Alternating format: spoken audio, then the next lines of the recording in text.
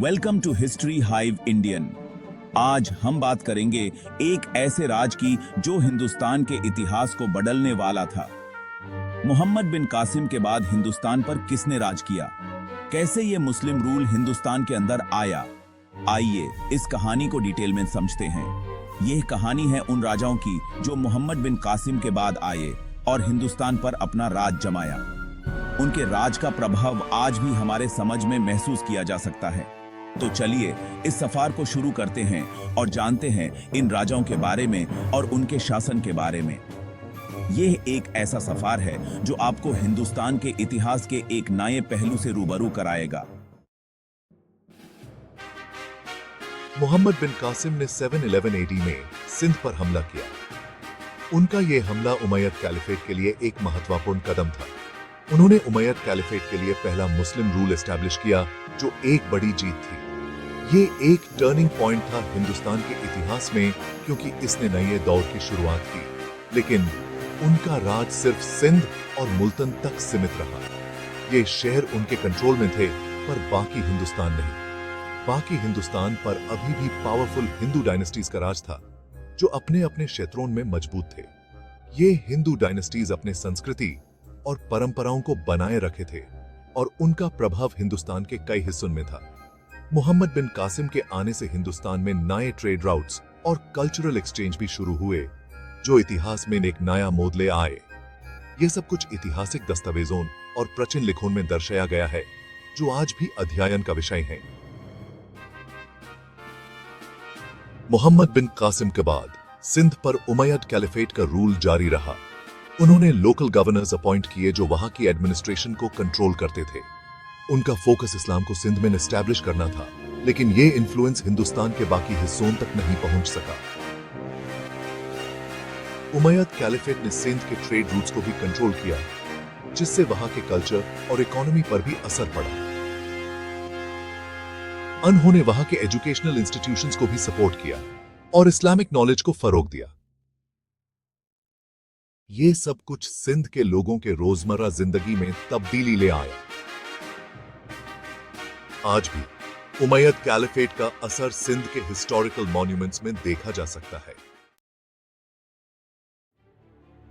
हालांकि बाकी हिंदुस्तान पर काफी मजबूत हिंदू डायनेस्टीज का राज था। राष्ट्रकूटा, पाला और गुर्जारा प्रतिहारा जैसे पावरफुल डायनेस्टीज ने अपना कंट्रोल बना रखा था। ये सभी डायनेस्टीज अपने अपने क्षेत्र में काफी प्रभावशाली थी। ये डायनेस्टीज न सिर्फ मिलिट्री पावर में आगे थी, बल्कि कल्चरल और रिलीजियस इन्फ्लुएंस में भी। राष्ट्रकूटा डायनेस्टी ने अपने शिल्प और कला के माध्यम से अपनी पहचान बनाई।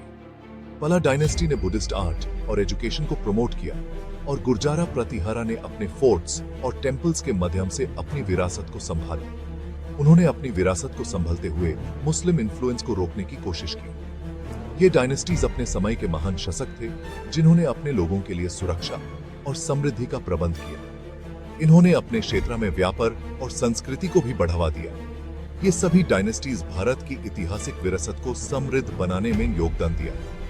राष्ट्रकूटा, पाला और गुर्जारा प्रतिहारा के शासक अपने समय के महान योद्धा और कलाकार थे, जिन्होंने अपने अपने क्षेत्र में अपनी छाप छोड़ी। ये सभी डायनेस्टीज भारत के इतिहास में एक महत्वपूर्ण स्थान रखती हैं।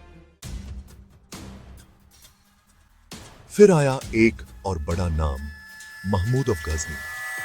11वीं सेंचुरी में गजनी ने नॉर्थ इंडिया पर कई बार हमला किया, लेकिन उसका मकसद लूट और धार्मिक जगह को तबाह करना नहीं था। मोहम्मद गजनी इस्लाम को मजबूत करने के लिए ऐसा किया था। इतिहासकारों ने इसे गलत लिखा है। गजनी के हमले से मुस्लिम प्रेजेंस नॉर्थ इंडिया में और मजबूत हो गई, लेकिन उसने लॉन्ग टर्म रूल एस्टैब्लिश नहीं किया। महमूद ऑफ गजनी के हमले से नॉर्थ इंडिया में कई कल्चरल और सोशल चेंजेस आए।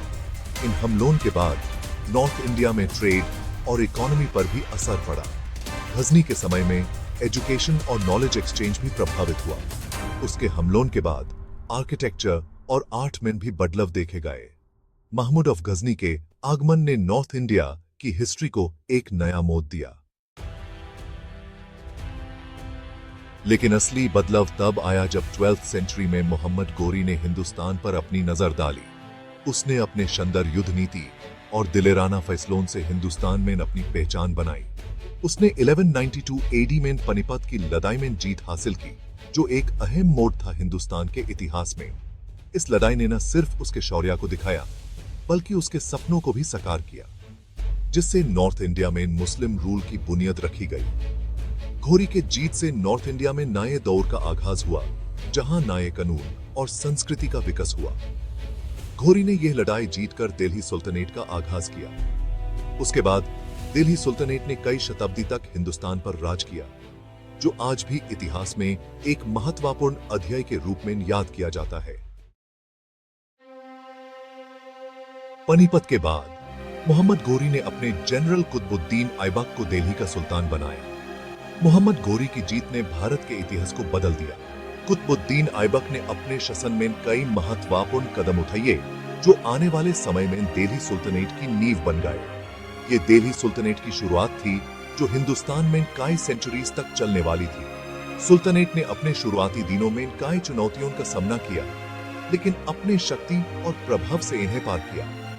इस दौरान दिल्ली एक महत्वपूर्ण राजधानी के रूप में उभरी, जहां से कई महान सुल्तानों ने शासन किया। ऐबक के बाद और भी डायनेस्टीज जैसे खिलजी, तुगलक और लोदी सुल्तानेट के हिस्सेदार बने। खिलजी वंश ने अपने समय में कई महत्वपूर्ण विजय हासिल की, जबकि तुगलक वंश ने अपने प्रशासनिक सुधारों के लिए प्रसिद्धि पाई। लोदी वंश ने भी अपने शासन में कई महत्वपूर्ण योगदान दिए। इन रूलर्स ने पॉलिटिकल स्टेबिलिटी के साथ साथ हिंदुस्तान की संस्कृति पर भी गहरा असर डाला। उन्होंने न सिर्फ अपने शासन को मजबूत बनाया, बल्कि कला, संगीत और साहित्य को भी प्रोत्साहन दिया। इनके शासन काल में कई महान कलाकारों और विद्वानों ने अपने योगदान दिए, जो आज भी भारत की सांस्कृतिक विरासत का हिस्सा है। दोस्तों, आज हमने देखा कैसे मोहम्मद बिन कासिम के बाद हिंदुस्तान में कई बदलाव आए। मोहम्मद बिन कासिम के आने से पहले हिंदुस्तान एक अलग ही रूप में था। उस समय यहाँ के लोगों की जिंदगी, संस्कृति और राजनीति बिल्कुल अलग थी। लेकिन मोहम्मद बिन कासिम के आने के बाद यहाँ के इतिहास में एक नया मोड़ आया। उमैयद कैलिफेट के रूल से शुरुआत हुई, जहां उन्होंने अपने शासन को स्थापित करने की कोशिश की। उमैयद कैलिफेट के समय में हिंदुस्तान में कई नए विचार और संस्कृति का प्रवेश हुआ, लेकिन असली मुस्लिम रूल तब एस्टैब्लिश हुआ जब मोहम्मद घोरी ने अपनी फौज को नॉर्थ इंडिया में इंट्रोड्यूस किया। मोहम्मद घोरी के आने से हिंदुस्तान में एक नए युग की शुरुआत हुई। उसने अपने शौर्य और युद्ध नीति से यहाँ के स्थानीय राजाओं को हराया और अपना शासन स्थापित किया। और उसके बाद दिल्ली सुल्तानेट का एक नया दौर शुरू हुआ। दिल्ली सुल्तानेट के शासन में हिंदुस्तान में कई नए परिवर्तन आए।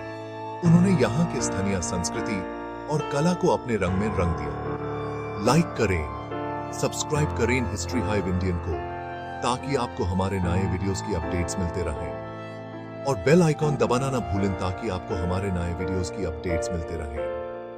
धन्यवाद।